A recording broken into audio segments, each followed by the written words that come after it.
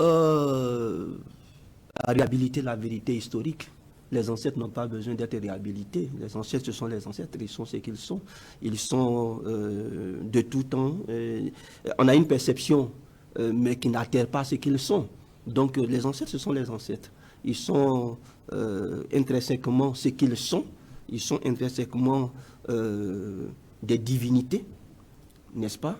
Et donc nous réhabilitons la vérité qui a été tronquée sur eux, sur leurs pratiques. Mais ce n'est pas eux que nous réhabilitons, c'est la vérité que nous réhabilitons. Et ce faisant, on peut concevoir donc que nous les réhabilitons aussi. Okay. Vous écoutez, comment étaient les hommes noirs avant l'apparition de la Bible, avant que la Bible ne soit dans leurs mains?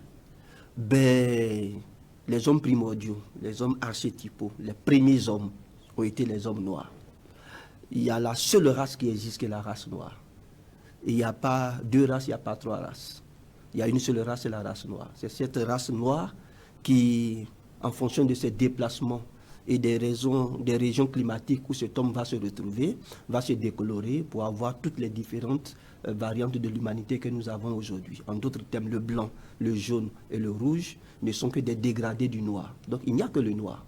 Donc le blanc, ce n'est que le noir. Le rouge, le jaune, ce n'est que le noir. Et donc, vous avez une seule humanité. On a une seule couleur de sang, on a une seule qualité d'âme. D'accord? Donc c'est une fausseté, c'est une erreur longtemps entretenue de croire qu'il y a plusieurs races. Il y a un seul homme. Cet homme-là, il a eu accès à une connaissance qui est une. La source de cette connaissance est une. C'est la source de cette connaissance qu'on appelle Dieu. Et dans nos différentes langues, nous connaissons bien cette source.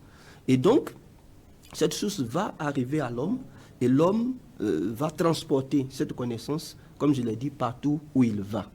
D'accord? Et donc, à l'origine, il y a différentes manières de communiquer que la nature va emprunter pour s'adresser à l'homme noir. Il y a la communication directe, ce qu'on appelle la théophanie. Vous êtes en brousse et vous entendez une voix, mais vous ne voyez personne. Et puis vous recevez un enseignement. Une faculté vous est donnée. On vous donne un enseignement sur une thérapie bien précise, par exemple, mais vous ne voyez personne. Il y a les enseignements directs, donc par interposition d'une créature, qui peut être donc une créature angélique ou un élémentaux. Les élémentaux, c'est ce que nous appelons les génies dans notre langage courant. Un chasseur se retrouve en brousse, il rencontre une créature et qui lui passe un message, qui lui donne un enseignement, qui lui dit dans votre village, il y a une famine, et donc voilà comment il faut faire l'agriculture désormais pour que vous ne soyez plus donc en manque de vivre. Ou bien il y a une épidémie qui sévit au village, vous rencontrez donc une créature humanoïde, qu'on va appeler un génie, mais qui va vous dire la maladie qui est en train de décimer le village, voici le remède que vous devez prendre. Si ce n'est pas un humanoïde, c'est un animal. Les animaux parlaient aux hommes. Ce n'est pas de l'allégorie, c'est de la réalité. Ils ont la faculté de parler. Est-ce que les fourmis parlent entre elles? Oui. Est-ce que les abeilles parlent entre eux? Oui. Est-ce que les lions parlent entre eux? Oui. Donc ils ont la faculté de communiquer. Est-ce qu'ils peuvent communiquer en dehors de leur règne? Oui, ils peuvent communiquer en dehors de leur règne. Et c'est ça les fondamentaux déjà de la spiritualité. L'homme parle à l'homme, mais l'homme peut parler à tout ce qui existe autour de lui. C'est dans cette compréhension holistique que le noir a évolué. Donc quand vous me dites comment est-ce que les noirs se comportaient, mais ils avaient une démarche holistique. Ils sentaient et ils savaient qu'ils étaient un élément dans la nature et qu'ils étaient une fragmentation de la nature. En réalité, on parle de Dieu qui crée. Mais en réalité, Dieu se manifeste. Nous sommes des émanations de Dieu.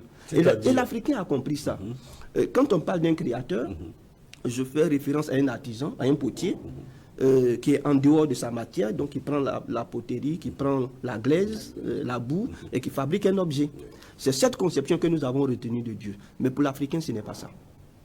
D'accord? Pour l'Africain, ça va au-delà de ça? Ça va au-delà de ça. Nous sommes des émanations de Dieu. Dieu, c'est la cellule souche de toutes les cellules souches. D'accord? Si on vous prend, vous êtes le résultat de quoi? De deux cellules qui ont fusionné pour créer une cellule, et puis après qui se sont fragmentées pour créer les différents appareils de votre corps, pour créer les yeux, le nez, la bouche, le système cardiaque, le système nerveux. C'est devenu de la science moderne. Mais c'est comme ça que ça a toujours fonctionné. Et les Africains sont les plus scientifiques, sont les premiers scientifiques de l'univers. D'accord? Ce sont les premiers scientifiques et ils avaient accès à cette connaissance-là. Et donc, ils sont dans une démarche holistique. Ils savent qu'ils tiennent d'un tout. Ils savent que en eux se trouve l'animal, se trouve la plante, se trouve la pierre. Et ça, c'est vérifié. L'homme est la somme de tout ce qui a été créé. Donc il est à la fois une plante, il est à la fois un animal, l'homme le sait, puisqu'il a communiqué avec tous ces éléments-là. Donc dans sa démarche, il est respectueux de l'environnement, il sait qu'il procède donc de la somme de tout ce qui a été créé,